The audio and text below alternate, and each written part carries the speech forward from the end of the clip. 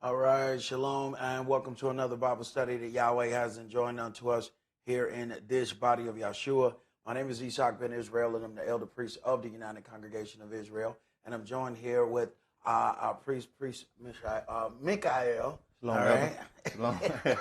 Shalom, Elder. A lot of the mix and mish over here.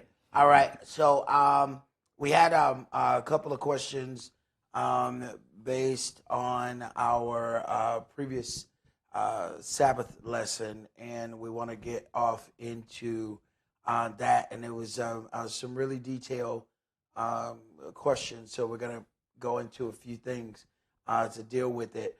It says, I pray all is well. Right out the gate, Sabbath lesson today struck a chord. The image of the serpent coming out of the heart and the message that the heart can be programmed and reprogrammed. The light bulb popped on for me immediately with this understanding. One of the things that my elder used to say to us is you have to be deprogrammed and reprogrammed. He used to say it all the time that we have to be deprogrammed. You are programmed from the jump. Everything that has been given unto us has been given unto us for programming. And this is what allows us to fall to a lot of things, because we are accustomed to evil presenting itself in a short span of time. What we are not accustomed to is other forms of evil, where the groomers, if you will, who will groom children or groom people, and they may start, that grooming process in the year 2000 and won't fully execute on the evil that they've been building up until 2005. Now, you get the majority of people by 5 years, you trust this individual. For a groomer, 5 years is just getting started. So we have to have different forms of thought when we start thinking about people, the people we trust, the things that we're going to do, because here it is, you're counting your time with this individual, and they are just moving to another level in their scheme. It took 5 years just to get every bit of your trust, and now they start moving onto that next level. And if you want an example of that, not too long ago, there was a person in charge of a congregation who was accused of grooming little boys. Now, that individual, and this is from the mouth of the little boys of one of the people that it happened to, that they would be 15 years old. This individual would have them riding around in Bentleys and Benzes, giving them gifts, high dollar gifts, making them stand out to all of the people in their age group. But at 15, this individual is not legal age of consent. So then they give this person gifts, they show them favor all the way up until that person turns 17 or 18. Now it can't be considered an act against a child. Then they make their move with this individual, and they've already been grooming this person for 2 and 3 years. So most of us have trust by 2 and 3 years. Now, this individual had a cycle. So after 2 and 3 years, they would go ahead and move forward with their plans with, the individual that they had been grooming. Well, after a couple of years, that person is no longer in their bracket that they want. So now they push that person aside. But while they were actively dealing with this individual, they were now grooming a whole new set. So now they're getting the trust from this individual, and this trust is building over the years, the same way that they did this individual. So now that trust comes up, and now they're at the age that the groomer won't be arrested. Now the groomer moves forward with the second one. And the cycle goes on and on and on until one of the individuals decided, I don't care how much you pay me, I'm talking. That's the reason everything even hit the fan. But that cycle had been going on and on and on. In that same place, they had mentorships for little boys. They were mentoring the little boys and also picking out which ones they were going to groom. So when you talk about being programmed, the little boys were being programmed. So even when, you figure a 17, 18-year-old person would know, what's right and wrong. But being that they had been groomed so long and then they trusted the individual, that was able to go on for years after the grooming. And that grooming, all it is programming. Everything we watch on television is to program us. There's a reason why the cartoons have vibrant colors and they're loud. You get to the point where you're watching a program and then the commercials come on and you got to run to the TV. And you're like, why is this so loud? It is meant, they have said, look, I want you to stop doing everything you're doing and pay attention to this. And before you know it, you leave your kid down watching cartoons, and then about 45 minutes, the kid knock on the door and say, I just got to have this brand new Super Soaker. He said, what? The Super Soaker. What are you talking about? It's a Super Soaker EXT. Super Soaker EXT? Where they get that at? Well, see, they've been grooming them. They've been programming them with that commercial the whole time. They watch a little bit of their show. Couple minutes pass, boom, hit them with the commercial. Let the show come back on. Couple more minutes, boom, hit them with the commercial. By the end of that kid has been just in their brain, just it's been stamped in there. This is the thing. And they show all the images of everybody having fun with the brand new Super Soaker EXT. Now, if I want to have fun, I want to smile like those children. Daddy, you got to get me that brand new Super Soaker EXT. Right? So we have to understand how deep the programming goes.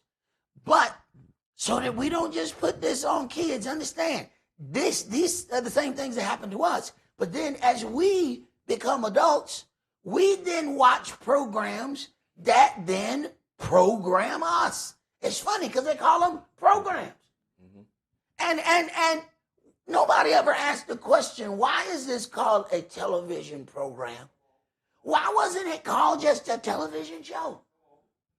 Why is it called a television program? I mean, computers have programs. All right, so if a computer has a program, there are X's and O's, ones and zeros. There's all of this behind the scene that you never see that puts in form the things that you do see. So when you click the button, what you're trying to move moves over there. Well, there's a program behind that says when this is clicked, do this. So you don't see the programming. You are affected by the programming. So our problem is when we watch a television program, we think we see the program. No. You're definitely seeing the show.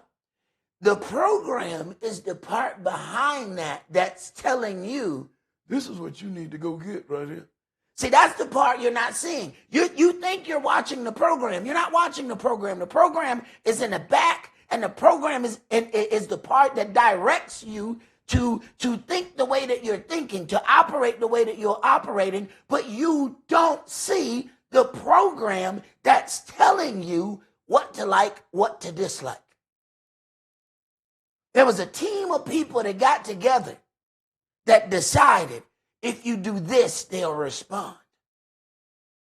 And for every demographic, for every group, they got together and decided, all right, who are we aiming this at? They said, all right, well, we're going to aim this at black women between 25 and 50. They said, all right. So now they get a group of women, a group of people said, now what will get your attention? And what things do you think about? Even if you don't say it, it makes you feel a certain way. All them women, boom, put it all down on the table. Now the programmers take all that information and say, how are we going to subliminally put this in this program? So there are the things that you see, and then there's the subliminals that they got a group of people to mimic the people who they are targeting. Don't do you no good to call in kids if you're trying to get to women 25 to 50. So they got to call in the group, a target group, to tell them, what do people who look like you like? And there, the program is created. So we need to understand just how big this is about being deprogrammed and reprogrammed. It's not just a thing that we're saying. This is something that you're going to have to deal with all of your life. And the faster you understand it, the faster you get to deal with those who are coming behind you. So it says, the message that the heart can be programmed and reprogrammed, the light bulb went on for me immediately with this understanding. We know that the Most High has said the heart is wicked above all things. He created it. Could the serpent that beguiled Eve be her own wicked heart and her desire to eat of the forbidden tree in the garden? Depending on how close or often she was near it, her desire grew. You have to think about that. I just watched a program where a guy was questioning something because he heard something that was a little strange concerning his upbringing and concerning his father, because he was like, wait a minute, what? Something is strange. You know, I think I want to get a DNA test. The father then told him, whatever you do, don't get that DNA test until I die. Well, automatically, I'm talking about for real now. I mean, so we doing this Thursday, right? You know what I'm saying? Done deal, you know. So pretty much when you tell us not to do something, we get the most curious, you know. Yahweh probably would have been better off. It wouldn't have been righteous because you need to let people know of the danger that is near them. But it probably would have been better off. He just said, well, Yahweh, can I eat from that tree? What tree? You see a tree? You see a tree? What tree you talking about? Now, it would have probably been a longer time before we ate from it if he just act like he didn't see no tree. Okay? But once he point the tree out, don't eat from that one. Every day we going by that tree. Have you smelled the fruit on that tree? Don't they seem to smell better than all the other fruit? Now that's it. See, that's where you're starting to program yourself. Now, there's one thing about other people programming you. Do not get it twisted. You can program you too. Mm-hmm. You start telling yourself, this is the bestest, the mostest, the greatestest. Mm-hmm. Next thing you know, here you go. And you start operating the exact same way. You don't even see nothing else. You can't even smell nothing else. Why? Because you programming you. So here it is. We see this thing, and eventually, in a weak moment, then something is presented. That person didn't present the program.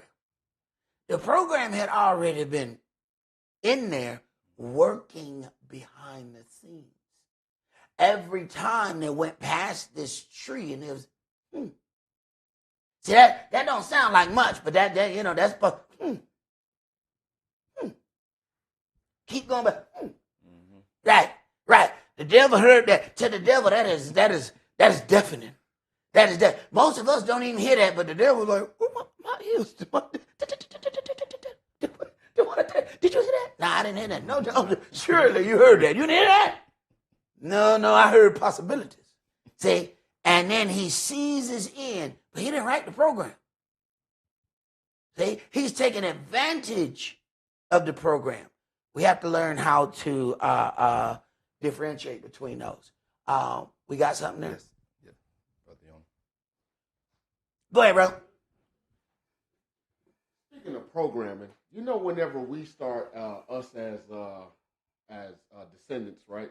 Uh, we start to say, well, we had hardships like slavery and such and things like that. There's another group of people that has to always come in and butt in and tell their origin story. Did you know that after World War II, the textbooks in America never had that story? And then what did they do? They went and bought their way into those textbooks, and now they're the ones writing what we learned in high school, elementary school, and they slowly started to implement their origin story. Now, not only is the origin story, it now was fixated in our mind that, hey, that did happen to them, when it probably, who knows if it actually did. Right. Well, that's the form of programming.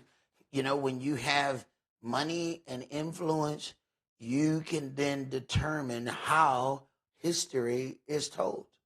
I mean, we already knew we were getting a real skewed version of it, and it just gets worse and worse and worse. And people with power and influence, just like we have certain books, man, they just completely took off the reading list. These books can't even be in schools. Then you have other books that are absolutely foul, and they're on the first row when you go in there. So we know that the programming that we're supposed to have is supposed to make us think less of ourselves. I was talking to some brothers on the Sabbath about music and how there was a point where every school had a music program. Okay, you didn't. This was not anything that you had to sign up for. It was nothing that you had to pay money for. You went to school and you had chorus and you had band. Okay, I played the trumpet. At elementary school. Okay, but then you go back and you look at all of these bands, these groups. My uncle was a DJ and he had all these records. And I love looking at the records and looking at all of the people on these album covers. Man, these bands had like 12 people in it. I wonder how anybody could get paid. I was like, it's 13 dudes in the band. There's one dude with a triangle. If anybody, I said he should get laid off. This dude didn't do nothing. And they down there jamming. Bing, you lying. Bro, you the big man. You the big man. You get a check for bing. But I mean, he like, can't nobody bing like he can bing. You know what I'm saying? So you got a 13-man band. But all of them, you start looking at all those people went to school together. And they realize, all right, this is an avenue that these people are getting out of the confines of the programming that we've given unto them. So they start shutting all those music programs down to try and level off the playing field. Because here's the problem. We have melodies in our heads. They would ask our people after working in the fields, entertain us with some of them slave songs. Just like this book said, sing us one of the songs of Zion. We have melodies in our head. So they took the music out of school, but they couldn't take the music out of us. So once they took all of that away, and we were supposed to really die musically, then technology turned around and invented the beat machine. Oh, they was in trouble then. Now we found something else, a way to get these melodies out of our head, because we were born with these melodies. So you have another way that they're going to program us out of what Yahweh has given us. Okay?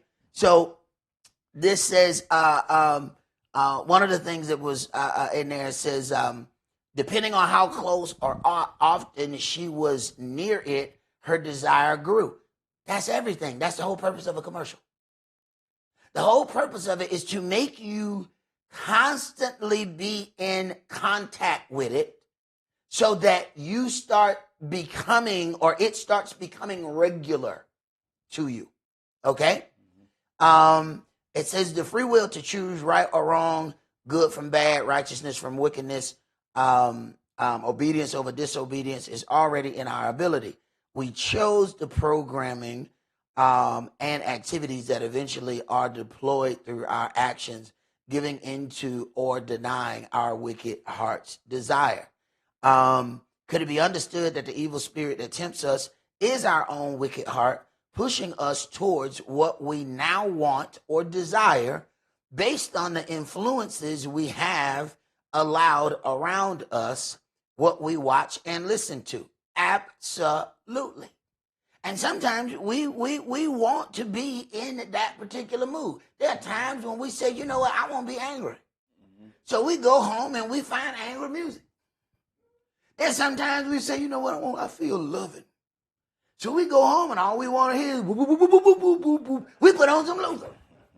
And if anybody come and change that off Luther, if you change off Luther, go ahead and put on Tupac, because we're going to fight. You understand? So hey, it's going to be one or the other. What you want to do. Okay, all right. Let's go in Joshua chapter 24, and we're going to start that at verse 1. You know, Elder, what you're saying that it's a kind of new word for that. It's called an algorithm. When you say you're programming, it's easy for you to program yourself and for other people to program you, because they got things called allegory and algorithms and things. Now that's interesting, because I was just told that I had an angry algorithm. Yeah. Because I would send a particular person something, and they were like, "Oh my goodness, this is so violent!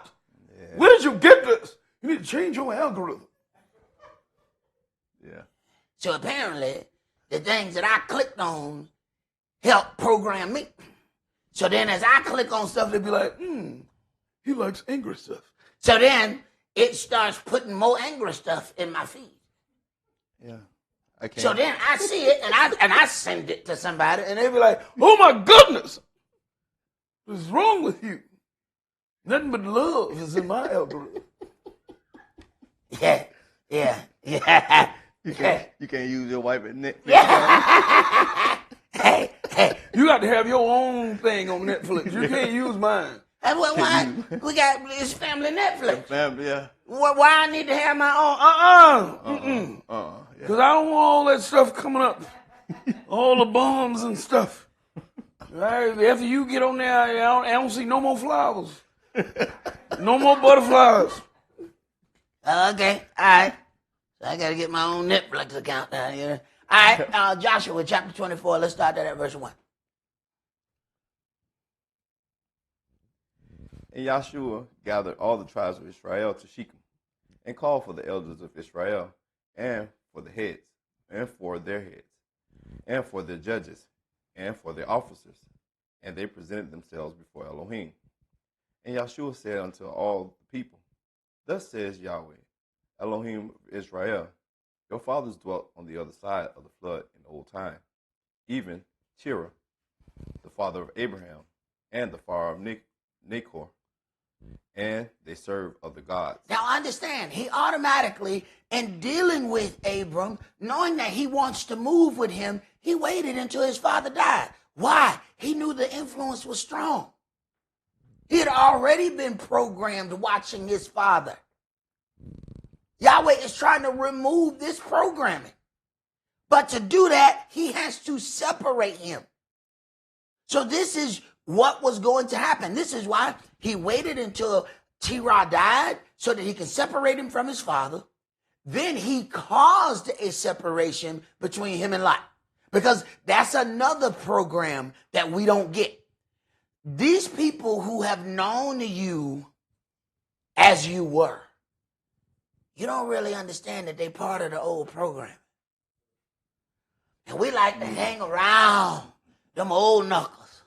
But see, what they're going to do is remind you of your oldness. You remember that time? They talk to you about great badness. Yeah. You remember that time we went down to the State Farm Arena and you acted like a country fool? You remember that? Now I don't. You know what? I do. But I try not. But see... But trying to get you into that old programming, they need to mention those things so your thought process can go to twirling in that. Now, as long as that don't destroy you, you can jump in there and jump back out. You can hokey pokey with that thing. You know what I'm talking about? Yeah, boy, I went out there, I had the country food, boy. I did such and such and such and such. But I tell you what, I'm finna go serve my God, though, here in a minute. It was nice talking to you. Nothing to my. Nothing to my. Go ahead, Brent. Verse 3, and I took your father Abraham from the other side of the flood, and led him throughout all the land of Canaan, and multiplied his seed, and gave him Esau. And I gave unto Esau Jacob and Esau, and I gave unto Esau Mount Seir to possess it. But Jacob and his children went down into Egypt. I sent Moshe also and Aaron, and I plagued Egypt, according to that which I did among them. And afterward I brought you out, and I brought your fathers out of Egypt. And you came unto the sea, and the Egyptians pursued after your fathers with chariots and horsemen unto the Red Sea. And when they cried unto Yahweh, he put darkness between you and the Egyptians, and brought the sea upon them, and covered them. And your eyes have seen what I have done in Egypt. And you dwelt in the wilderness a long season. Now, it's funny that people like to present themselves as this, but these are not the events that they talk about. These are the events that lock you into the covenant, but we keep talking about some other events whereby people should have sympathy. That's interesting, because no sympathetic event locks you in to the covenant. So why won't we talk about the covenant? Why don't we hear that? Why don't we hear all of these programs about that? We don't. Why? Because eventually, the more you keep standing here, you're going to start picking out things that don't fit within the other people's story that they've presented. See, once a story is presented, it's like people get together and they say, all right, this is our story. This is the story we're going to tell. And about 3 or 4 people get together and they say, all right, this is the lie that we're going to lie, and we're going to all lie this lie together. We are not going to fall off this lie. If the lie gets slippery, we're going to hold on. We're going to slide all across the floor, but we are never going to let go of this lie. And the way we're going to make sure it seems true is all of us going to tell the same lie. All right, on the count of 3. 1, 2, 3. Lie. All right. They didn't study before they made up the lie. Mm-hmm. See, so now here comes a little problem. This is a little problem. Mm-hmm. Now, as they start reading, they said, skirt, skirt. Wait a minute. If they read this, they're going to find out something about my lie. So now they have to then divert all the reading and teaching to something else, because you keep coming across potholes in their lawn. You say, wait a minute, this don't fit. Wait a minute, that don't fit. Wait a minute, this don't fit and that don't fit. You know what? Just stop reading out here. Right? Come over here. I got another volume over here. And then you get 50 books over here. Now you can never go back into this. Now you can tell people that everything is based off this while not reading this. So then when somebody said, well, go and tell me. Well, you know what? You got to learn another language. And then you have to come over here and read volume 37. But before you read volume 37, you got to read volume 1 through 36. And then you can read 37. By that time, you'll be dead. So just listen to what we're telling you. Right. Go ahead. Verse 8. And I brought you into the land of the Amorites, which dwelt on the other side of Jordan. And they fought with you, and I gave them into your hand, that you might possess their land. And I destroyed them from before you. Then Balak, the son of Zippor, king of Moab, arose and warred against Israel, and sent and called Balaam, the son of Beor, to curse you. But I would not hearken unto Balaam. Therefore he blessed you still. So I delivered you out of his hand. And you went over Jordan, and I came unto Jericho, and the men of Jericho fought against you, the Amorites, the Perizzites, the Canaanites, the Hittites, the Girgashites, the Hivites, and the Jebusites, and I delivered them into your hand. Now, Yahweh is a different kind of El. You have to learn how your Elohim works. So he says, I am going to give you this land. Yahweh's definition of give is really interesting. Because when he says, I'm going to give you that over there. Now, go there and fight for it. I said, but you told me it's mine. It is yours. It is yours. I'm telling you what, the key is right on top of that hill. Yahweh, there's giants. If one of them is like 8 feet tall and him got 6 fingers on one hand. Mm-hmm. I know. Take the key from his second pinky. Yeah.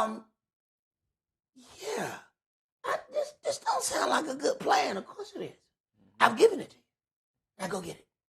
Now look at how he says, he went over Jordan and came unto Jericho, and the men of Jericho fought against you. Mm-hmm. The Amorites, the Perizzites, the Canaanites. Yahweh don't make you fight one group of people. Mm-hmm. So if you're going to be about this, you need to go ahead and make a decision if you're going to be about this. If you think that you just going to say, you know what, I'm a servant of Yahweh and everything should fall at my feet. And this is how some people have been programmed. Now, when they realize that the programming was false, it's about to be a problem. Because even though Yahweh says this is yours, there are some things that you have to do. And understand, you cannot war like heathens. You still have to war within the confines of his holy and righteous law. Okay. Go ahead. Verse 12.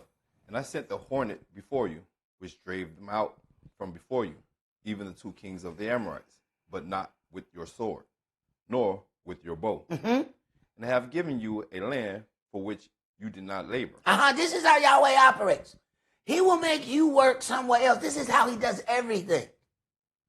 You don't get it in the exact field that you work in, but it'll be like the field that you work. See, he is extremely poetic.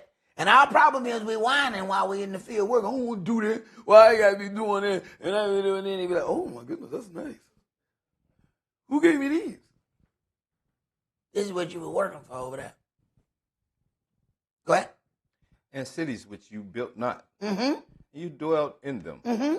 Of the vineyards and the olive yards which you planted. Which is only right. Which you plant not do you eat. All right? So you done made the bill houses, all these fine antebellum homes that we watch on the television. Who you think built them? We did. We couldn't go in them, but we built them.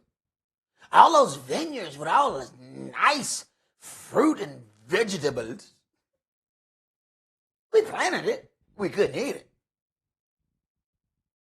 Oh, okay. Well, you always said now, you're going to go into a place where you're not going to plant, but you're going to eat. You're going to go into a place which you did not build, but you're going to live. Okay. It's only right. But our problem is we're looking to get paid back as soon as we do it. See, we're trying to do that old-time labor where you start working and you get your pay at the end of the day. We're trying to be day laborers.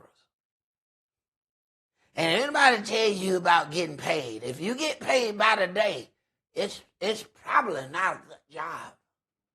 This is probably not a career. If you get paid by the day, you know.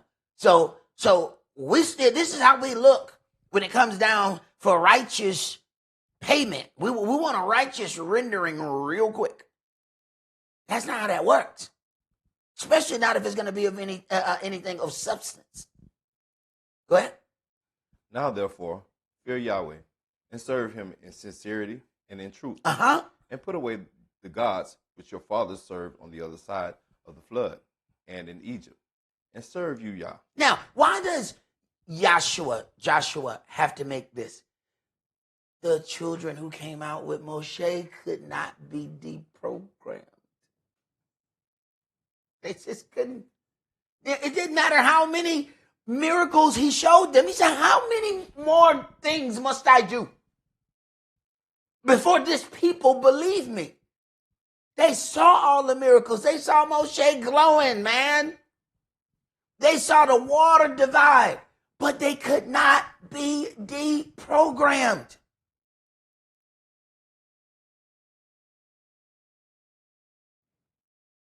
So Yahweh had to hit Control, Alt, Delete, and then begin again with their offspring.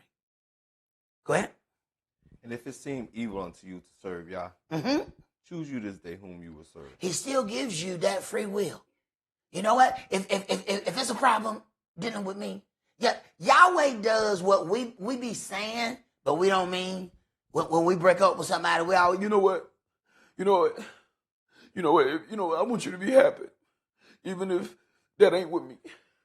So you go ahead, if you want to be with Jimmy Lee, then you go ahead and be with Jimmy Lee. Not the hell, that ain't what it is. I swear, I'm going to beat Jimmy Lee down. I'm going to stomp him in his face. See, we said Yahweh really mean okay, if you ain't going to be happy, yeah, get out of there. Go ahead, bro. Whether the gods which your father served that were on the other side of the flood, or the gods of the Amorites, in whose land you dwell. But as for me and my house, we will serve Yah. Now, he's got to make a declaration. Look here.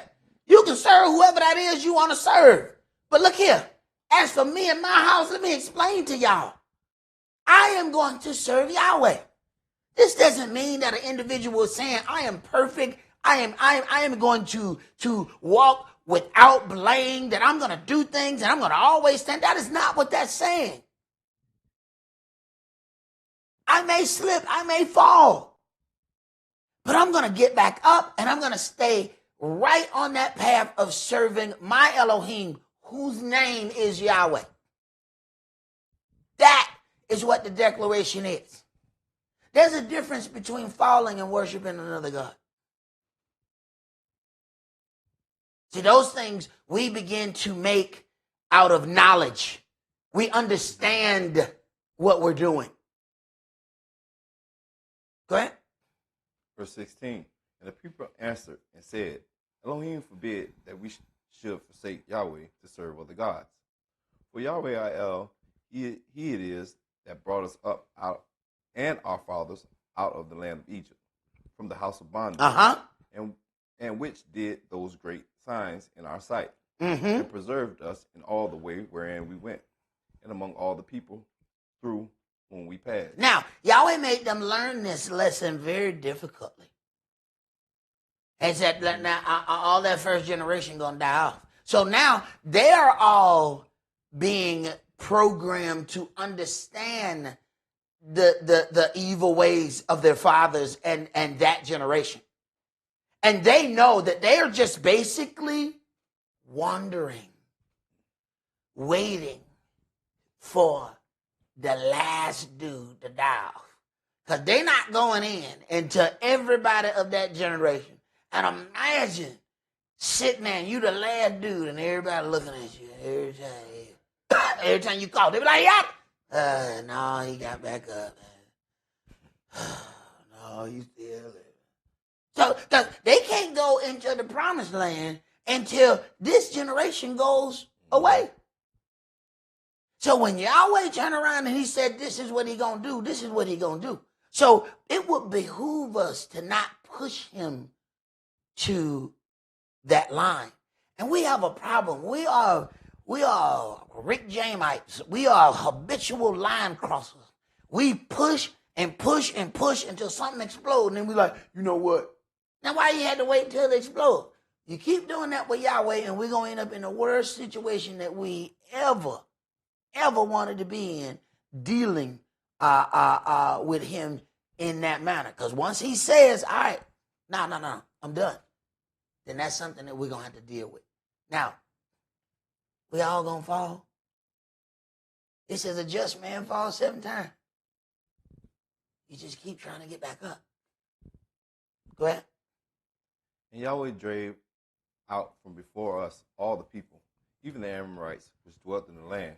Therefore will we also serve Yahweh, for he is our Elohim. And Yahshua said unto the people, you cannot serve Yah, for he is an holy El. He is an jealous El. He will not forgive your transgressions, nor your sins. Wait a minute. Now, I don't know what kind of preachers y'all used to, what kind of leaders y'all used to, but let me back up. Yahshua said unto the people, you cannot serve Yahweh. For he is a holy Elohim. He is a jealous Elohim. He will not forgive your transgressions nor your sins. Wait a minute. Now, wait. But you trying to, I thought you going to lead us? I mean, you going to come out with this? We cannot serve him? Well, wait a minute. The other dude before said you could and y'all didn't. So Yahshua said, well, man, I'm trying the wrong approach. Let me try today. He said, look, I worked with Moshe. Mm-hmm. I was there. I went up to the mountain. None of y'all did. Mm-hmm. And he spoke nothing but goodness and truth toward y'all. It didn't work out. So we're going to start this thing on day one. Whoops upside your head. Right off the rip. Right off the rip. Whoops upside your head. Okay. He realized what kind of people he dealing with. See, Moshe seen those people from afar. Mm-hmm. And he got a longing. He romanticized. This is our problem when we see something from afar. We romanticize it. Mm-hmm. Oh, look at that. The grass always look green over there. Look at that. Mr. John's so nice. Look at him over there. Look at him. He's got a real nice family. They're always smiling. Yeah. The closer you get to that house, you be like, wait a minute. Right. Mr. John crazy as hell. And his family crazy too. You know what? Yeah. Baby, can I come back home? No, don't come back over here. No, don't come back over here. Baby, it take a man to admit when he been a fool, and darling, I've been a fool and I'm sorry. Can I come back? Can't come back. Come back. Go ahead, bro. If you forsake Yah and serve strange gods, then he will turn and do you hurt and consume you. After that, he had done you good. That's got to be the worst. Mm. See, it's one thing to have never tasted the goodness that Yahweh has, but to taste of it and then have him turn around and take it, that ain't what you want. Go ahead. And the people said unto Yahshua, nay, but we will serve Yah. Now you see what he did there. You see what he did. I don't know if you understand. Let's go ahead. Let's back it up. Let's back it up. All right. So he said, reverse psychology.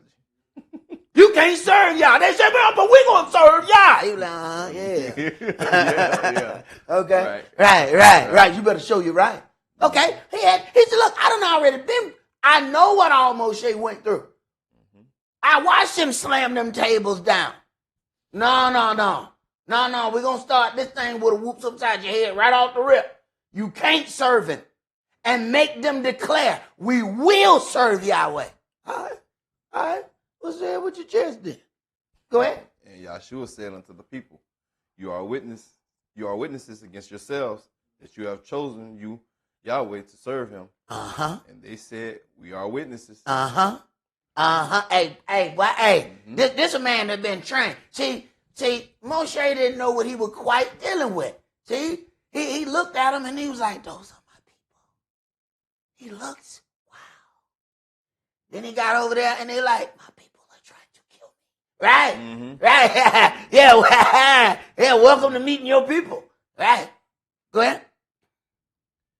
Now, therefore, put away, said he, the strange gods which are among you, and incline your ear, and incline your heart unto Yahweh, your Elohim, the Elohim of Israel. And the people said unto Yahshua, Yahweh, our Elohim, we will serve, and his voice will we obey. Uh-huh. And Yahshua made a covenant with the people that day, and set them a statute and an ordinance in Shechem. And Yahshua wrote these words in the book of the law of Elohim, and took a great stone, and set it up there under an oak that was by the sanctuary of Yah. And Yahshua said unto all the people, behold, this stone shall be a witness unto us, for it has heard all the words of Yahweh which he spake unto us.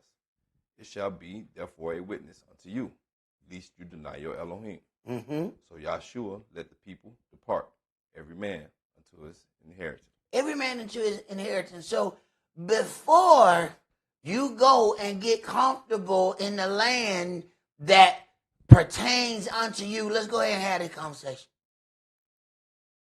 He's just operating like it's God. Yahweh didn't give us a law until it was time to come out of Egypt. He's like, well, what y'all need a law for? God ain't going to be able to do nothing in the law. Now it's time to come out of there. All right, now it's time for y'all to learn the law code. We don't really understand. All of the people say the law is nailed to the cross. We don't need the law. No, you don't need to learn the law because you have said in your heart that you are always going to be a captive.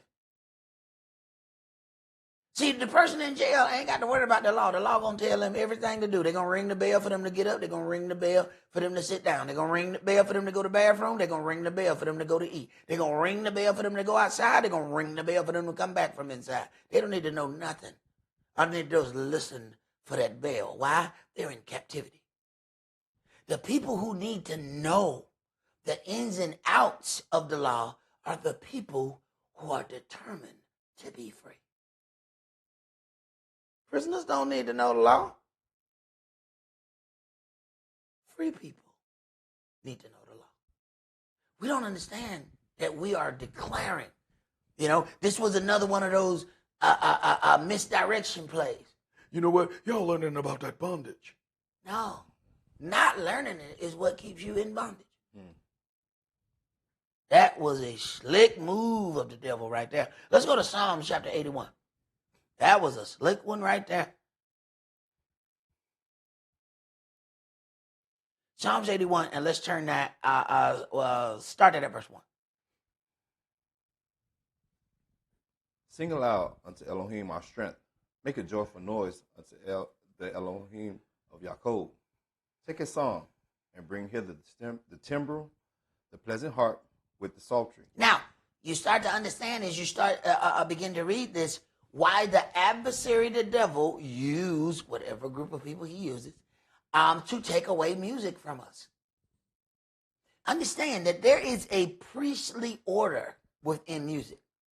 Like the priests are supposed to sing songs, make a joyful melody unto him. So, what does the adversary, the devil, do? No, I don't want y'all to sing Yahweh no more. Sing to me.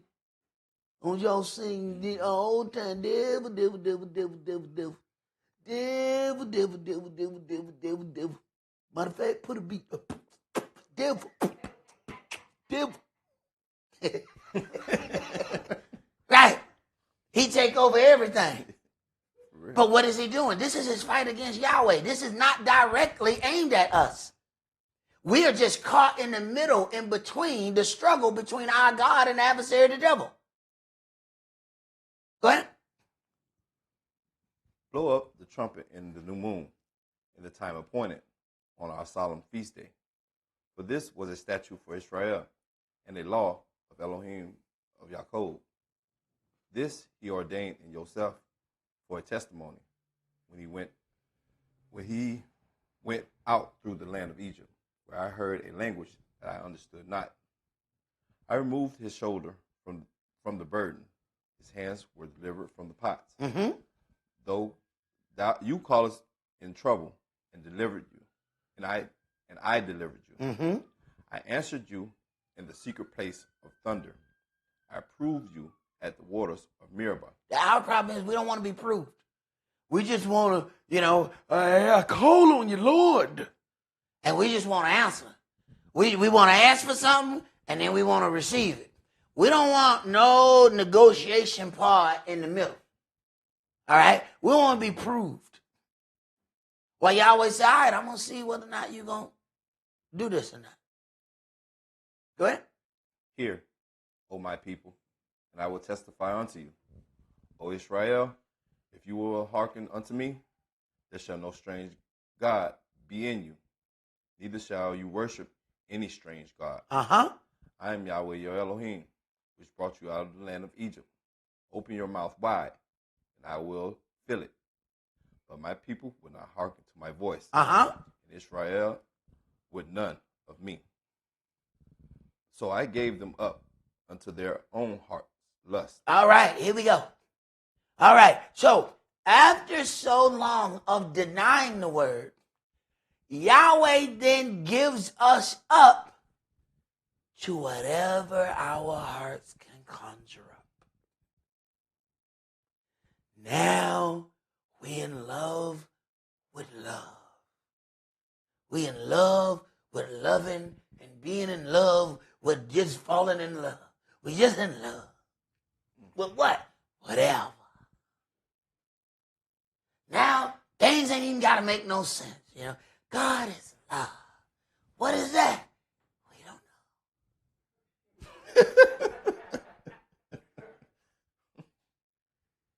Go ahead. And they walked in their own counsels. You're going to advise yourself how to walk for yourself and then commend yourself about how you told yourself. Yeah.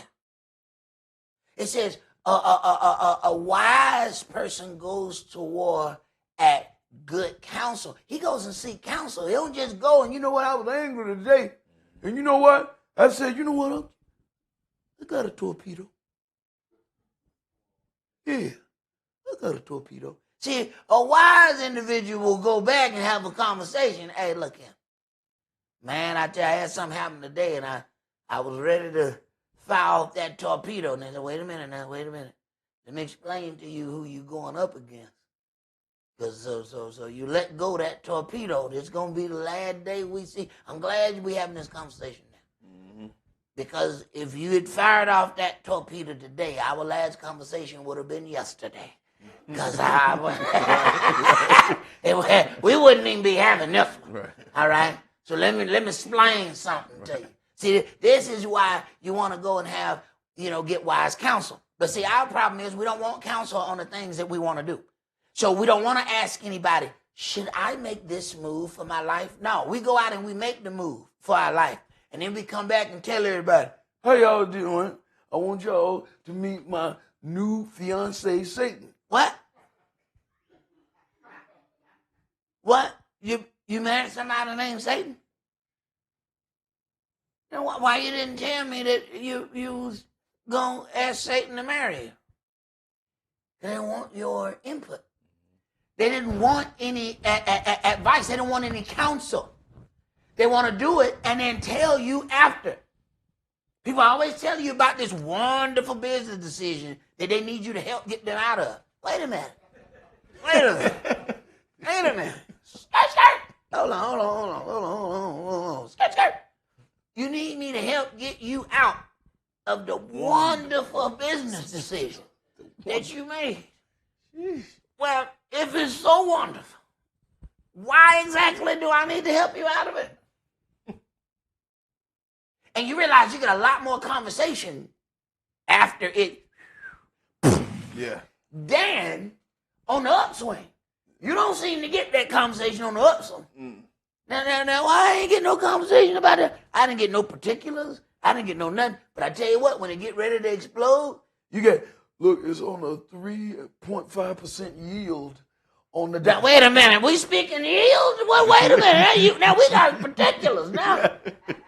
We get... You got the wrong particulars. Wait a minute.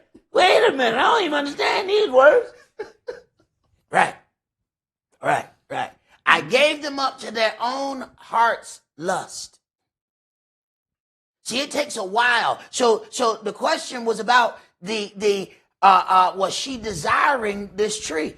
I gave them up to their own heart's lust. This is what happens sometimes when we're in near proximity to something. This is why in a righteous land, there's certain separation.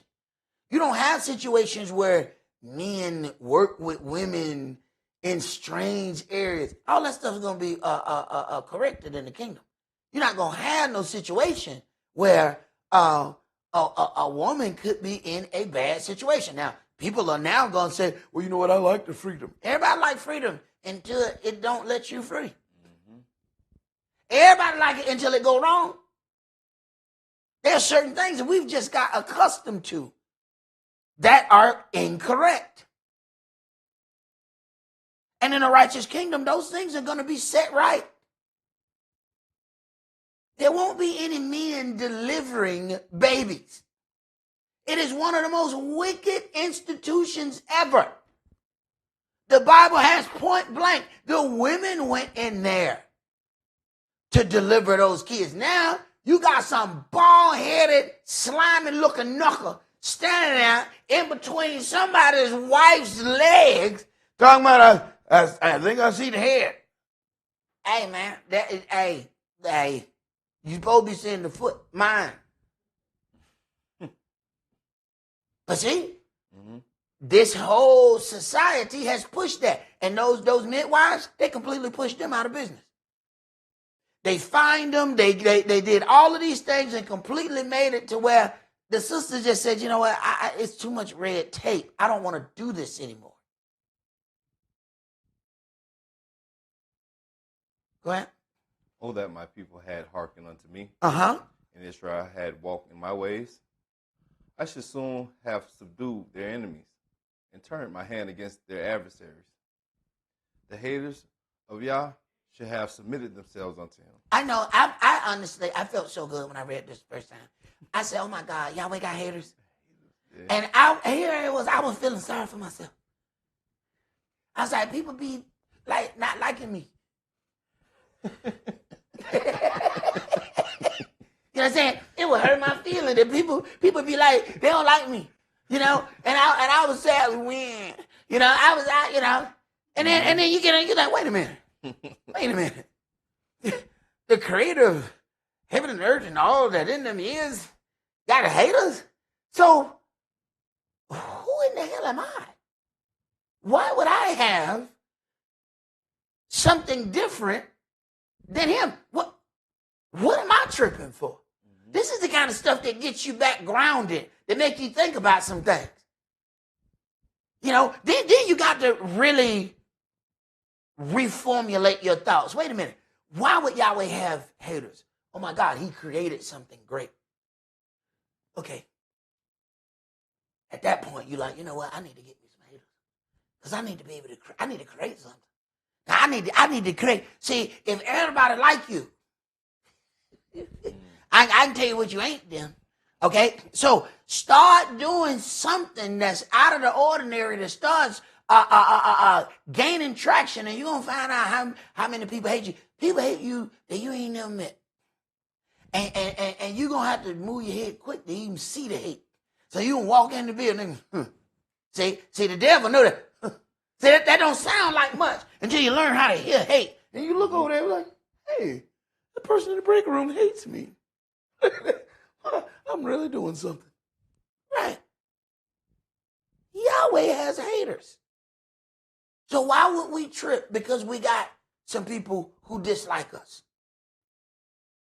This book says, woe to you when everybody say nothing but nice things about you. Interesting. They said horrible things about the Messiah.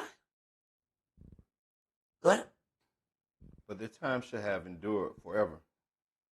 You should have fed them also with the finest of the wheat, and with honey out of the rock should I have satisfied you. Should. See, we end up influencing what happens unto us, but then we want to still say, woe is me, about the very things that we caused. But most of the times we either don't remember it or we have selective amnesia and we don't want to remember it. Let's go to Isaiah chapter 66.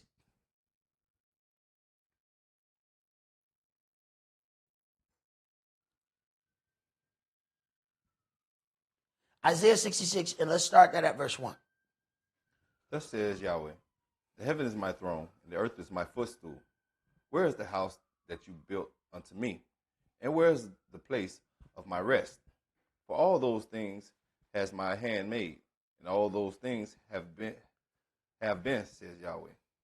But to this man will I look, even to him that is poor and of a contrite spirit, and trembles at my word. Wait a minute, man. We like, well, we don't want to be called because we ain't trying to be poor. So we trying to be rich. So we want this to be totally different. He that is of a rich and exalted spirit. That's it. We already changed that. We don't want to be poor and contrite. Right. We want to be rich and exalted. Go ahead. He that kills an ox is as if he has slew a man. He that sacrifices a lamb, as if he cut off a dog's neck. He that offers an oblation as if he offered swine's blood. Why we this deep in the book and he's still saying swine's blood like it's bad? And then you got people that believe that they eating holy pork chops. How do you read it? Go ahead. He that burns incense as if he blessed an idol.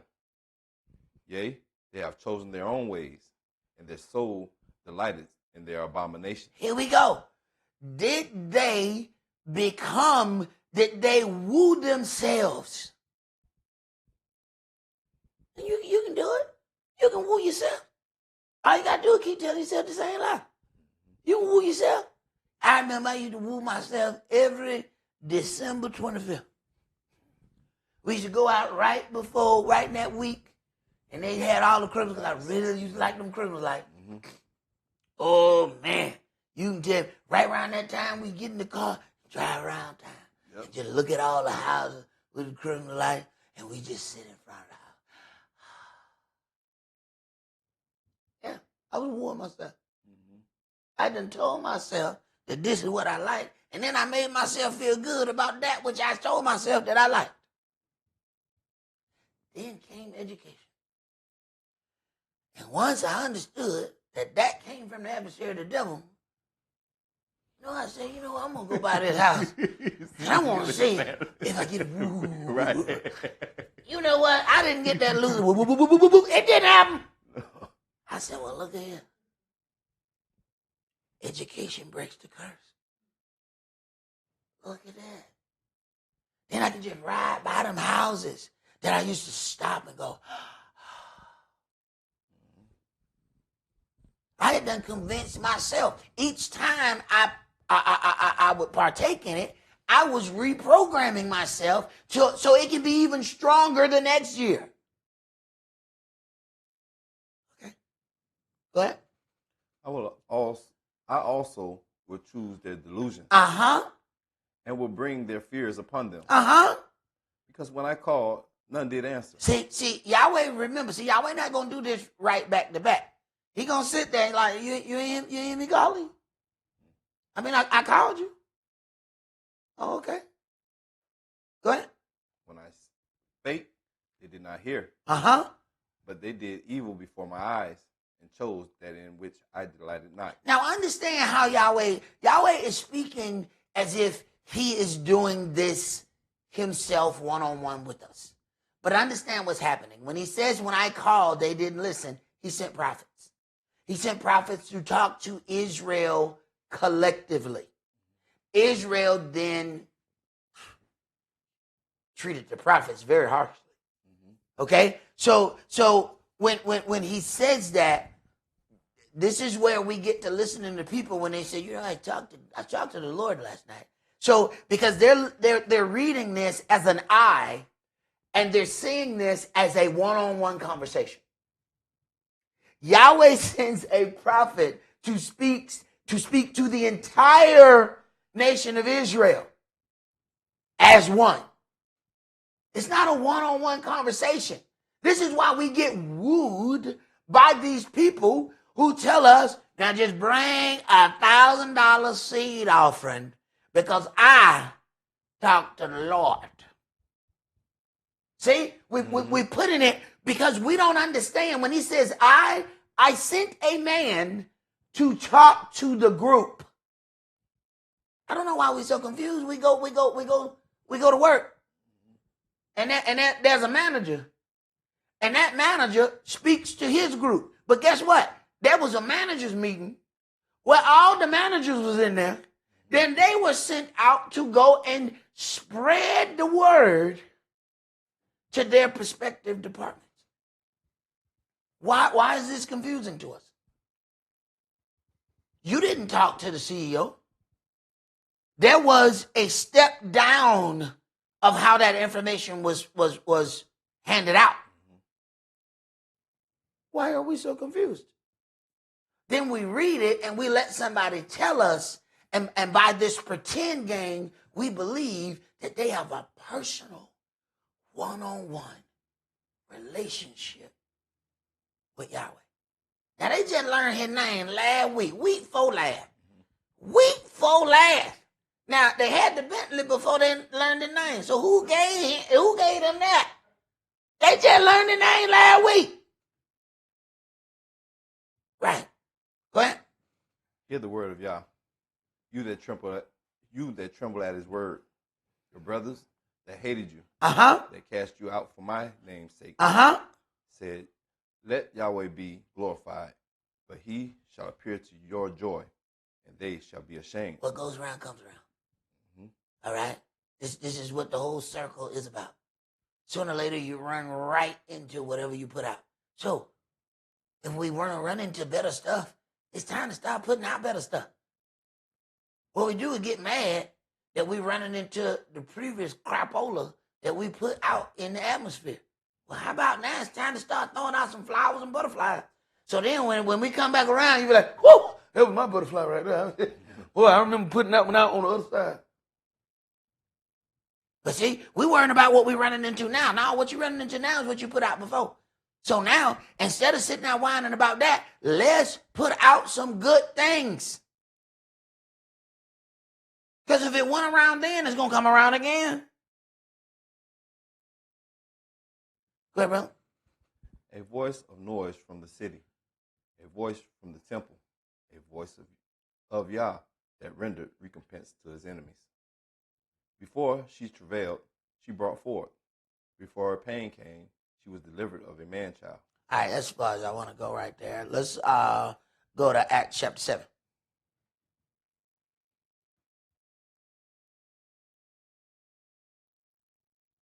Now, when you go through Acts chapter 7, you're going to find that Yahweh keeps causing his people to go through this history. Start at verse 35. This Moshe, whom they refused, saying, who made you a ruler and a judge? Now, this is that part when we get put in the part of a savior. Are you ready to be denied, even though you are putting yourself out there? Who made you a ruler and a judge? He's got to be thrown up. It's got to be thrown in his face. Wait a minute. Same thing happened to Yahshua. Go ahead. The same did Elohim send to be a ruler and a deliverer by the hand of the angel which appeared to him in the bush. He brought them out. After that, he had showed wonders and signs in the land of Egypt and in the Red Sea and in the wilderness 40 years. This is that Moshe which said unto the children of Israel, a prophet shall Yahweh the El, your El shall raise up unto you of your brethren, like unto me. Him shall you hear. Now, wait a minute. A prophet shall Yahweh your Elohim raise up unto you of your brethren, like unto me. Him you shall hear. So this prophet that he's going to raise up has to be of the 12 tribes. This is a distinct ethnic group of individuals that he is talking about. Yet, it's illegal to have DNA testing in the land where people say they are the people. That's interesting. Go ahead. This is he that was in the church in the wilderness with the angel which spake to him in the Mount Sinai, and with our fathers who received the lively oracles to give unto us, to whom our fathers would not obey, but thrust him from them, and in their hearts turned back again into Egypt, saying unto Aaron, make us gods to go before us. Whereas this Moshe, which brought us out of the land of Egypt, we know not what has become of him. Now, so with the children of Israel, we talking, we you gone 30 days, and you know, it's like, you know what he did. He did. He went up in the mountain, man. There's a lot of noise up there. I don't think he made it. I don't think he coming back down. So, because understand now, they already had everything going on his way down. So you can't say it was the whole time. Right. Now, they had already sent out invitations. They had already gathered everything that made the idol. They had got all the party favors. You know what I'm saying? They got dressed. They was in the middle of Boogie Oogie Oogie by the time he come down. Yep. So all the planning had happened. They had done picked what songs we're going to be playing. No. They was deep in the celebration to the point where the brother said, wait a minute, I think there's a noise of war in the camp. Moshe said, no, that's not war. Now, you don't hear that? Listen. Dun, dun, dun, dun, dun. Now, that's Boogie Wonderland. You don't hear that? You don't hear that? You don't hear that? You don't hear that? Joshua, you don't hear that? Dun, dun, dun, dun, dun. Come on, bro, you can't hear that? That's Boogie Wonderland. Yeah. No, that's all right. They down there with the earth and the wind, but when I get down there, I'm going to bring the fire. Don't you worry about it. Don't you worry about it. I'm going to take care of this business. Go ahead, bro. And they made a calf in those days, and offered a sacrifice unto the idol, and rejoiced in the works of their own hands. Uh-huh. Then Elohim turned and gave them up to worship the host of heaven. Stop. This is not what we want. When you get to that point where he starts saying, you know what, go ahead. This is the thing that we don't understand. The first, when you ask somebody something and they say no, and you keep going and say, you know what? Go ahead. No, go ahead. Go ahead and do that. This is not good. Where he has already set you apart. He has made you a peculiar treasure, but we look at everything the nations do and we want, give us a king like all the other nations. Yeah, well, look, I'm gonna give you, I ain't ready to give you a king just yet. No, but everybody else got a king. You know what I'm saying? So let's go ahead and give us a king right now. Yeah, but I hadn't worked on the king. Look, just give us whatever you got. Yeah, but it's not going to be a good king. Look, but he's going to be a king, right? But then don't worry about how horrible he is. Okay. Go ahead. As it is written in the book of the prophets, O you house of Israel, have you offered to me slain beasts and sacrifices by the space of 40 years in the wilderness? Yea, you took up the tabernacle of Moloch, and the star of your god Remphan, figures which you have made to worship them. Figures which you made to worship. He says, I will give you up to your own heart's lust. You made your own idol. We do it all the time. We do it all the time. But see, we're not going to call it an idol. See, we're not going to do that.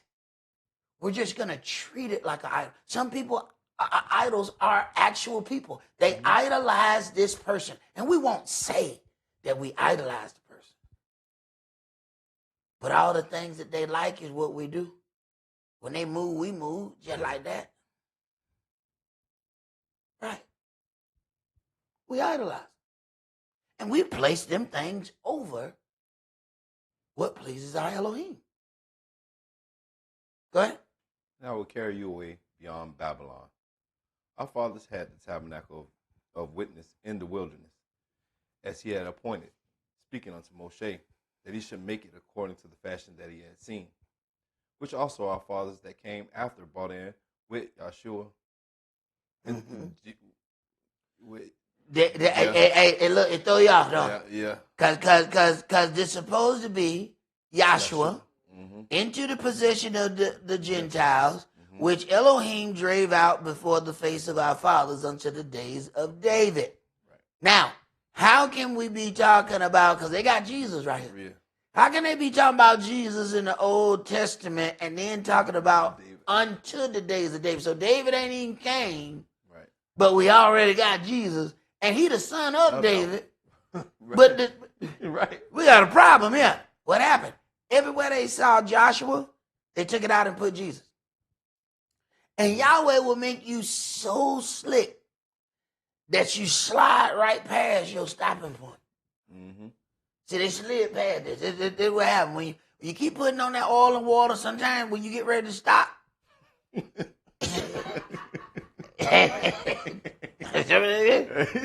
don't work. You say it don't work. So they slid right past this. They figured it out later.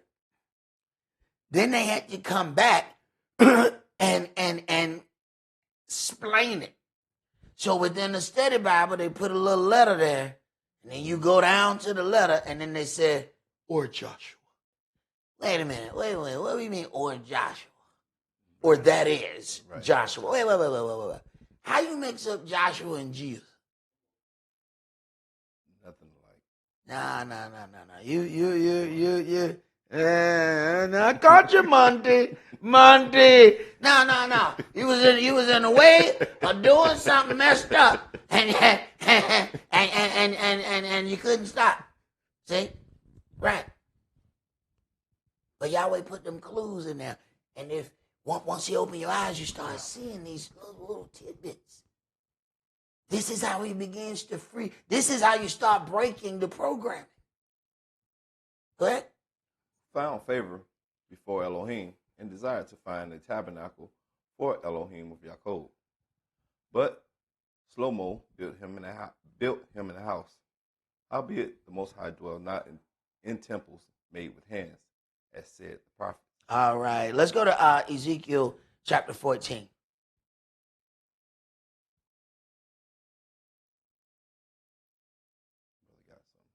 Go ahead, brother. You got something? Sorry to keep coming up here, but I actually got a question. Hey, brother, it's Bible study. This is what this is for, bro. So, one of issues that I have in my walk is the idolizing of certain situations, and it's not necessarily a thing. Sometimes it be fixated in my mind. It's probably a person or something, and it's like, how do I try to? How would y'all try to combat, fixating something in your mind and having that thing an idol and having that thing dictate your moods, your attitudes, your everything, to keep it from having Yahweh come in and destroy the whole everything? Brother, it all depends on what that is, because what happens is some of these things that we have dealt with for so long, we have no doubt been programmed. And some of that programming, we just like. All right, and you have a tendency to like the things that you're accustomed to. So sometimes, man, I might have a thought, and I know the thought wrong, but I say, you know what? Let me finish it.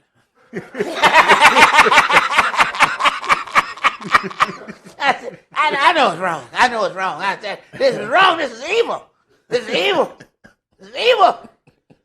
But I can't wait to finish it. I gotta have to finish this. It's evil stuff. But there's certain things, man, that it's going to take, little by little for us to start chopping away at. It's like what it says in when Yahshua said, oh, this kind comes out not by only but prayer and fasting. They said, why couldn't we cast this out? Now, you have to understand even how he dealt with that, because first he scolded them. Yeah. How long shall I be with you? You people have no faith. They weren't going to be able to do it anyway. They weren't going to be able to do it no way. All right? Only Yahshua. I was like, hey, Yahshua, my grandmama Lucy. Because I swore. Because how you going to fuss at them? But you know they wasn't going to win. Yeah. How long should I be with them? You ain't got no faith. Oh, no, this kind don't come out. But by that, you could have started with that. You could have clearly started with that. But this is one of those things, man, because we are creatures of habit, the adversary, the devil, makes sure that he gets to us first. And some of those very things, man, and all of us have done it. We've done things, that we thought were enlightening, that were really helping our kids. And we find out that, some of those things didn't help their mind programming. And, I had an old man that was telling me, hey, you're doing too much. And I was like, man, hey, look, don't be no hater. You know what I'm talking about? Yeah, right. Hey, man, don't be no hater. You know what I'm talking about? Right. Look here, man, you know what I'm saying? I got the money flowing in, dog. Right. You know what I'm talking about? Right. So I'm going to get all this Right. for my little mans and them. You know what I'm talking about? Yeah, right. And later on, I realized, man, I did too much. Yeah, you did. I did too much. But the old man was trying to tell me, but I was raised without a father, and I was trying to undo my own programming. But what I was doing was setting forth a program inside this little boy. So now I done bought him everything. So the first minute I wasn't able to get no Jordans, man. This little boy was looking at me strange. Father, are we poor? I said, why would you think we're poor? Where's the man? Father, the man. The man that's on the shoe that glides in the air. The Jordan man, Father. These are regular Nikes. We must be poor. So first time I don't get Jordans, the kids think we getting welfare now. You understand? But see, I that's my problem. I made that. Yeah. I made that problem. So you have to be careful how you gonna deal with trying to break that. At least you make another program while you trying to get rid of that one. So this is why we let Yahweh do his job. I focus on doing what I can do for Yahweh, and I look up, man, and some of the things that I tried my best. I'm talking about, bro, I was trying my best to fix these things for years. And I look up one day, and Yahweh just, oh, by the way, I fixed it. Whoa. And when you get used to something being broke for so long, and you walk in the room and it fixed, and you like, who been in here? Who been in here? At this point, I need to know who fixed this right here. Yahweh fix it. Won't tell you he fixed it. He just sit back in the room where he's so slow. Look at him.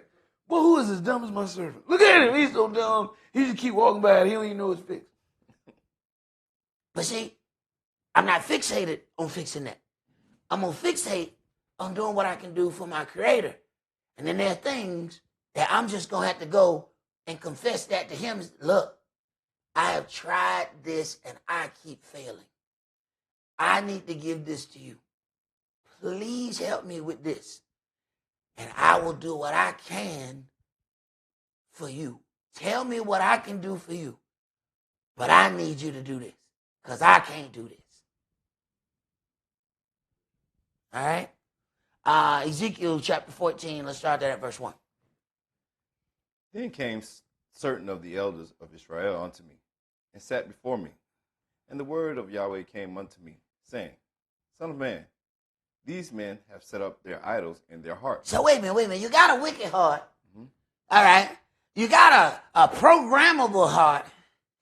Then we set an idol inside the wicked programmable heart. Boy, we batting 1,000.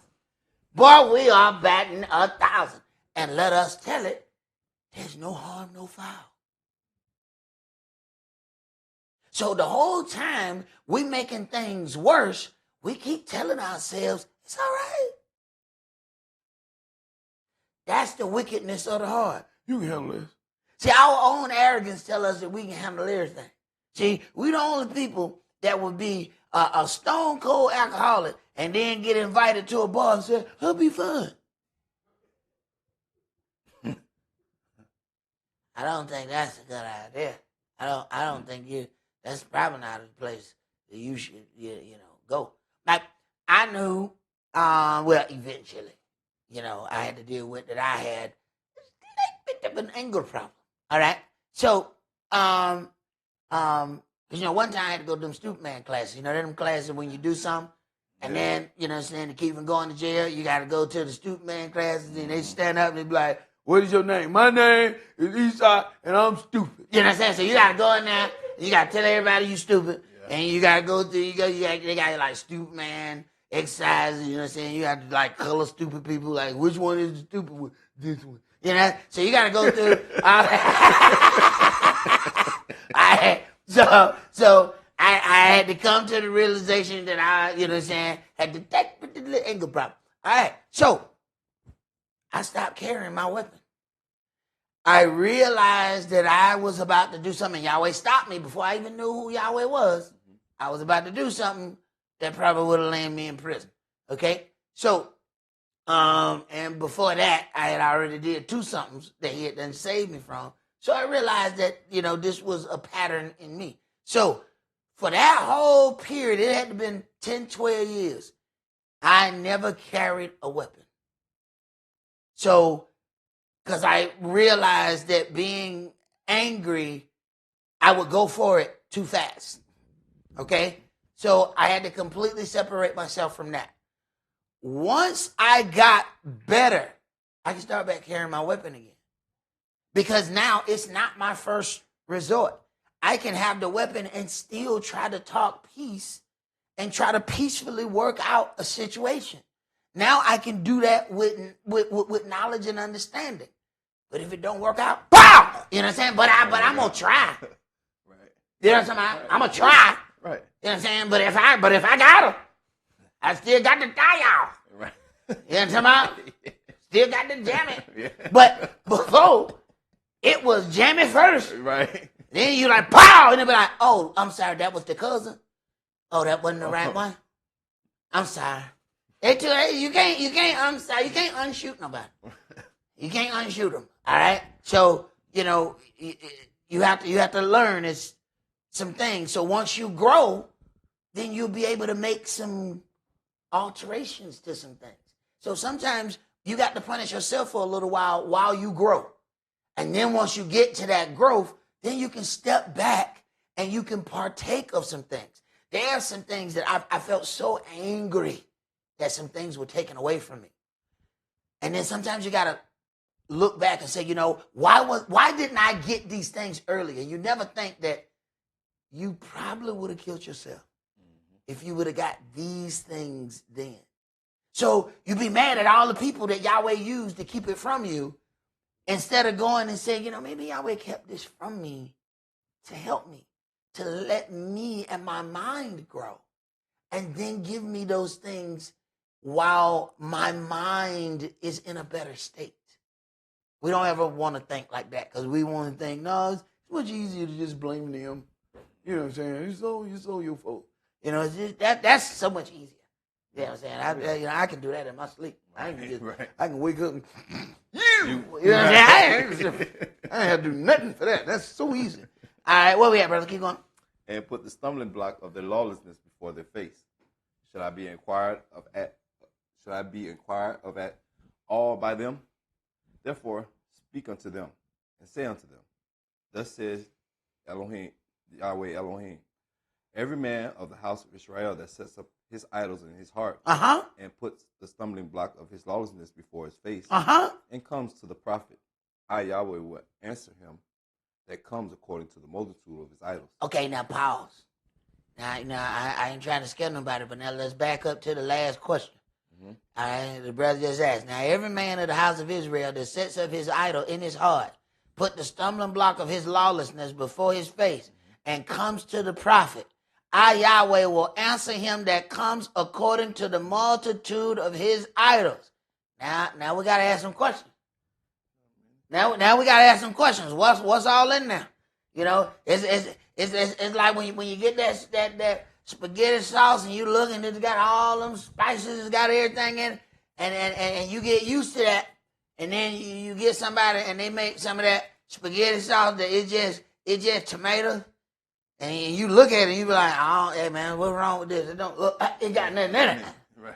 Hey man, what's wrong with your sauce? The sauce ain't got nothing. It just man, this ain't nothing but ketchup. It just right. with a tomato. Right. In there. Then I'm saying, where's the other stuff? Okay, well, in this situation, you want the other one. You want the bad one that ain't got no whole bunch of stuff in it. Because now your answer has everything about all the idols stirred up in your answer. This is that part where Yahweh says he will not be mocked. He gonna answer you according to the things that you are already dealing with. So our opportunity to get the best answer is we're going to have to start shutting ourselves off from some things. But see, we got those habits that we like to do. And those things help reprogram us. This is why sometimes, man, I don't watch a whole lot of the same stuff. And folks might come in my office, man, and I might be watching Bonanza. They looking at me like, why are you watching Bonanza, bro? What's wrong? I don't know, you know, man, they got new apps. Bro, are you watching on the antenna? Bro, bro, what is wrong with you? No, man, I need something different. You know what I'm saying? Balance off the mind. I don't want to listen to murder, death, kill records all day. All right? Sometimes I'm finna turn on some smooth jazz. You got to balance off the way that brain is processing, or you're going to have some issues. Go ahead. Verse 5, that I may take the house of Israel in their own heart, because they are all estranged from me through their idols. Estranged. He said, my relationship with you is estranged because of the idols. This is not what we would think about. See, we're the kind that would say, I can't understand what's going wrong in my relationship. And Yahweh saying, I can't figure out why you can't figure out what's going wrong in our relationship. So we will count what's going wrong in our relationship, but not count what's going wrong in our relationship with him. Go ahead. Therefore say unto the house of Israel, thus says the Adonai Elohim, repent, and turn yourselves from your idols, and turn away your faces from all your abominations. But that's going to be a process to be able to turn yourself from those things that you idolize. The first step being separation from it. When you know you have, a certain propensity to deal with certain things, you need to be able to separate yourself. Say, no, I ain't going to do this every day. No, hold on. I am taking myself down this path. Our problem is we like to do everything 100% cold turkey. I'm going to change my whole life today at 4:14. Ooh, that's a hard U-turn. Boy. And next week at 8:24, skirt. You know what I'm saying? See, you did too much. You did too much. Don't try to change the whole life right now, this minute.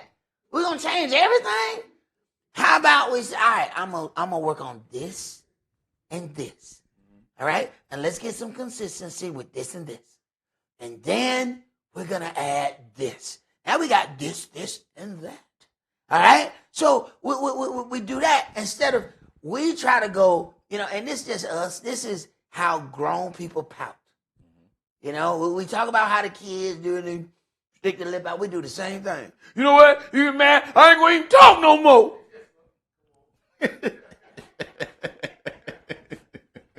Now. Yeah. That's about us, man. Yeah. Yeah. Hey, this is what we do. This is what we do. Instead of saying, all right, I'm going to work on this. I'm going to try to work on this. And then, then I'll add something. No. If I just stop talking, I ain't going to say nothing wrong.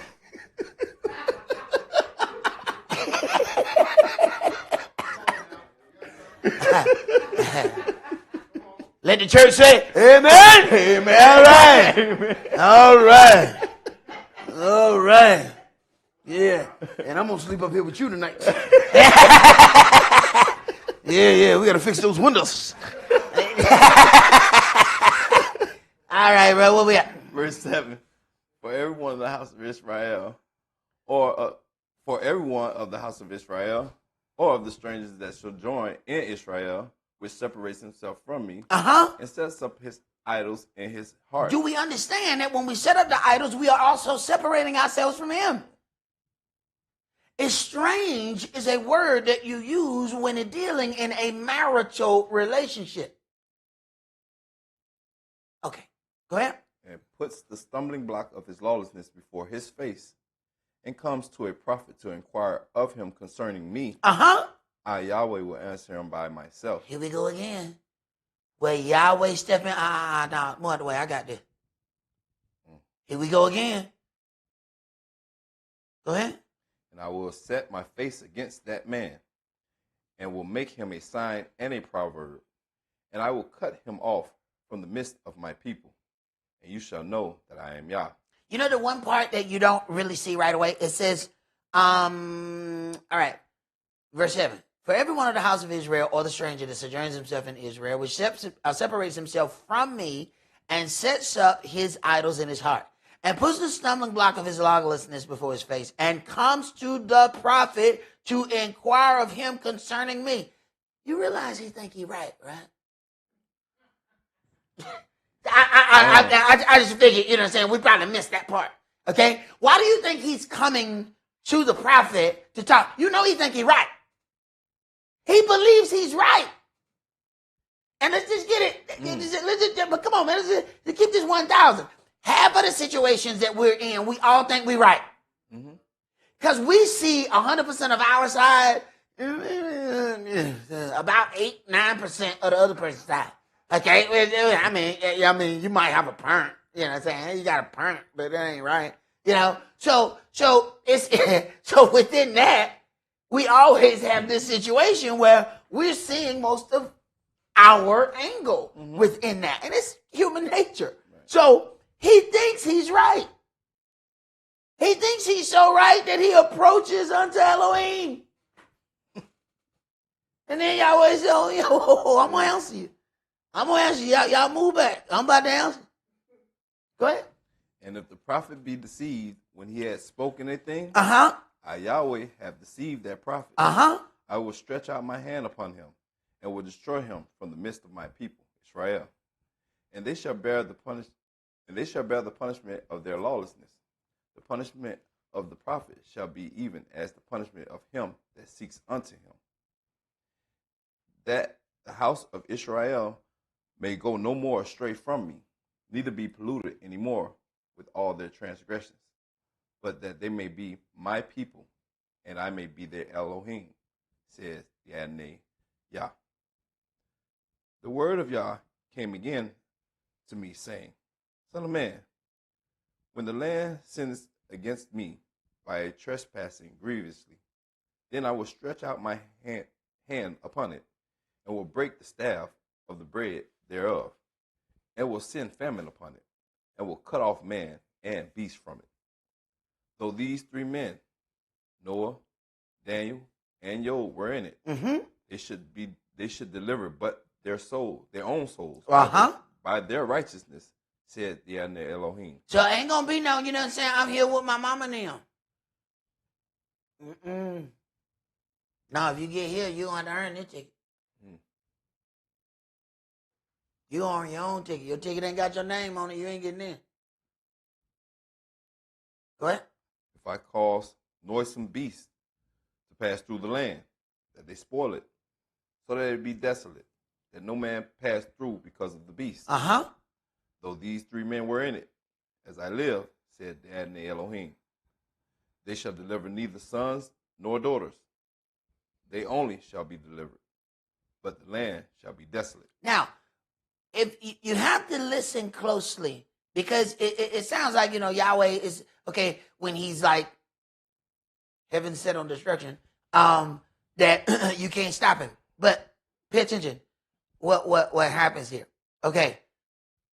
Son of man, verse 13.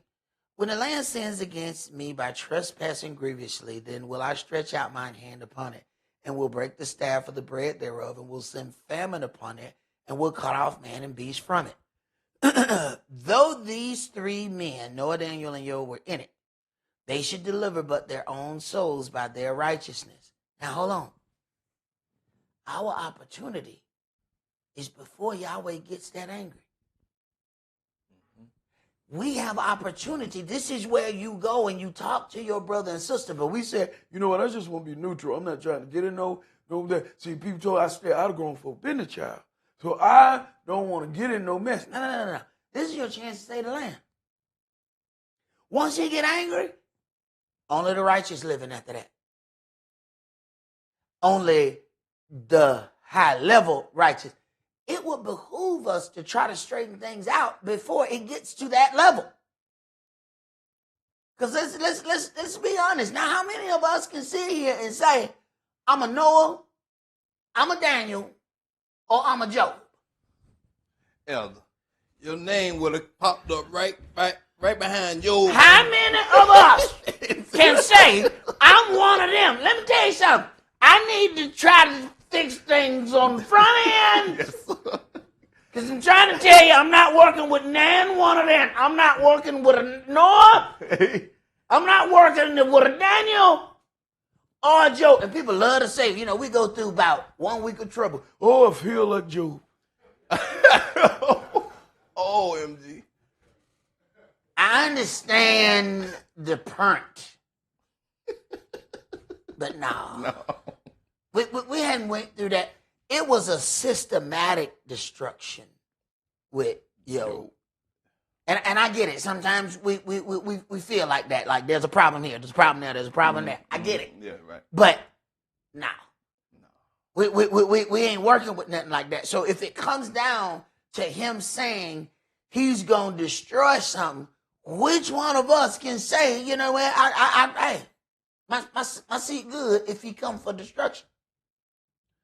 This book said, do not add, neither nor take away from. And I think we end in Revelations. So if your name ain't pop up here, it's 2026. Hey, bro. If your name ain't on here already, bro, Jack, you ain't, hey. Bro, it would behoove us to not let him get to this point. But see, to do that, we got to step out of our comfort zone. We got to step out of the things that we feel comfortable not doing.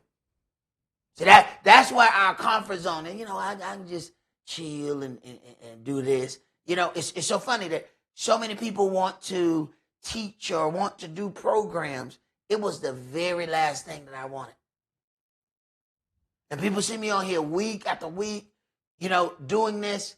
I tried to hide behind a blue chair. The very chair, like, it's the same color blue I'm sitting in. It's the same color blue. I tried to hide behind it.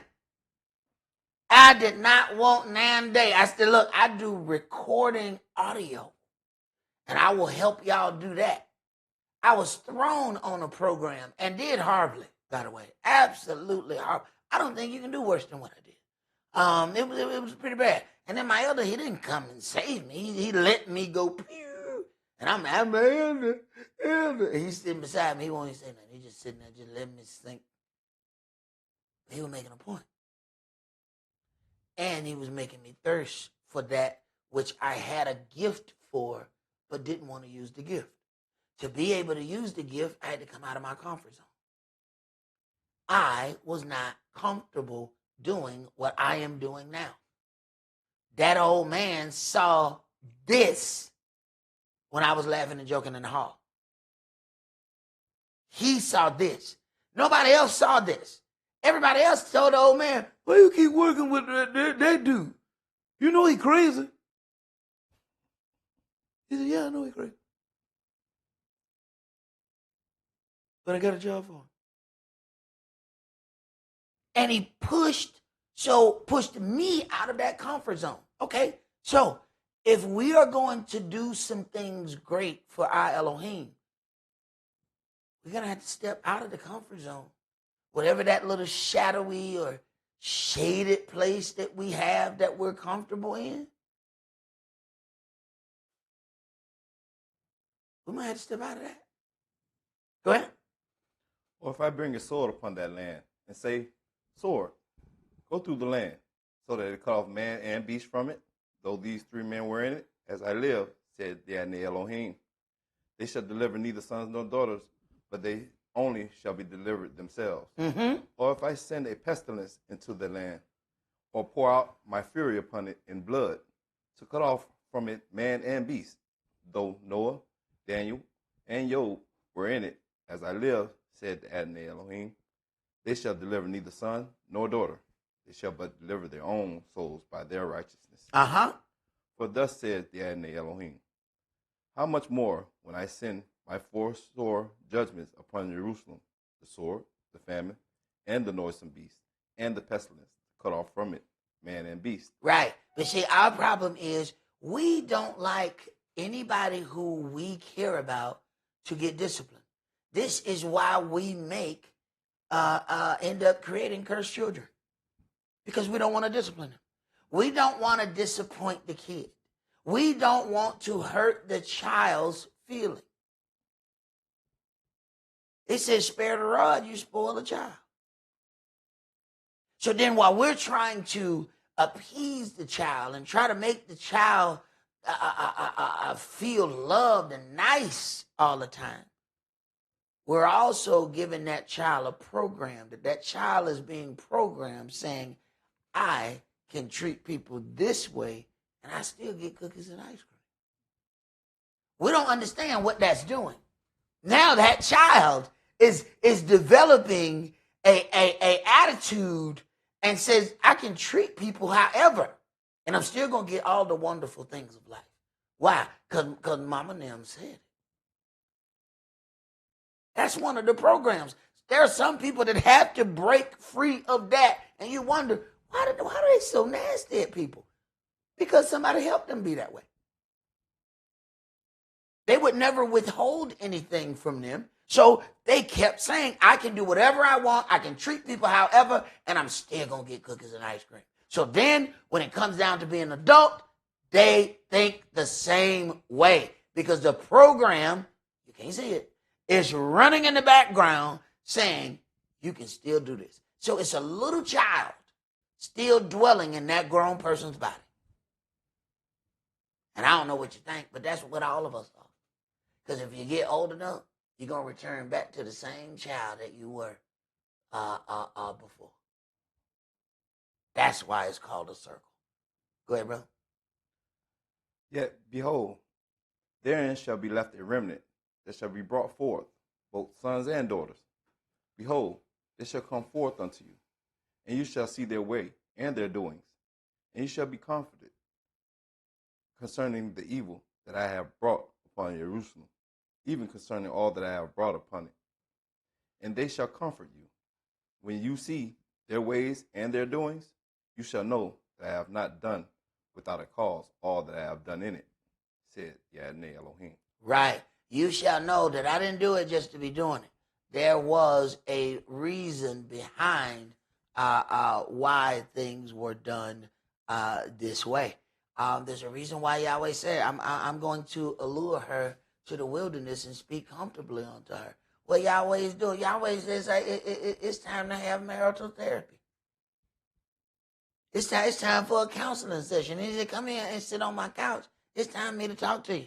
We got some problems. And Yahweh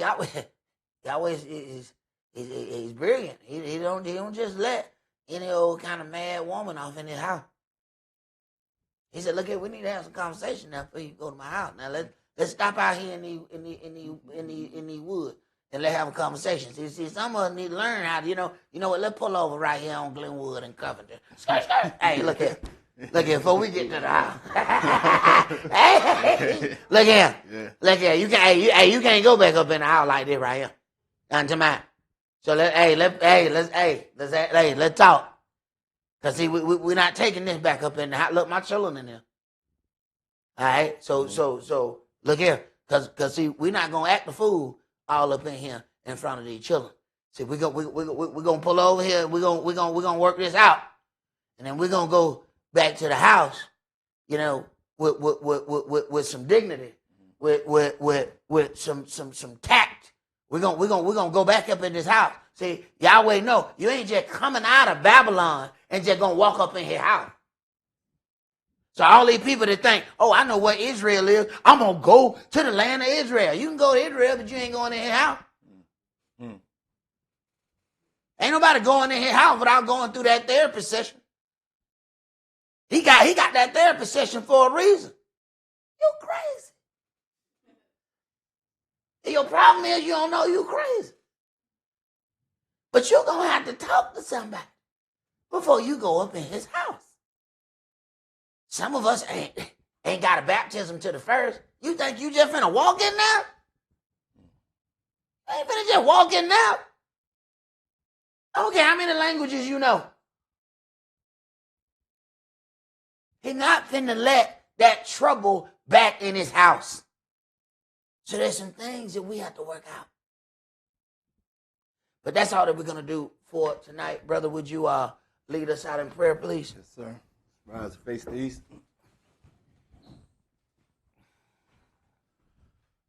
Father, Yah, Most High, come to Elohim, Abraham, Esaac, Yaakov. Father y'all, we thank you for the questions put forth tonight, Father y'all. We thank you for the guidance and protection that you have given us in answering these questions and giving us the righteousness that you seek for us to put forth out in the earth, Father y'all. We thank you for your patience, your grace and mercy that you set upon us, Father y'all. We ask that you continuously be patient with us as we go over your word, as we teach, and as we learn ourselves, Father y'all. Father y'all, we thank you for this little sanctuary in which we can do these things, Father y'all. We ask that you will keep a hedge of protection around about this little sanctuary and our personal homes as we travel to and fro on a daily basis, Father y'all.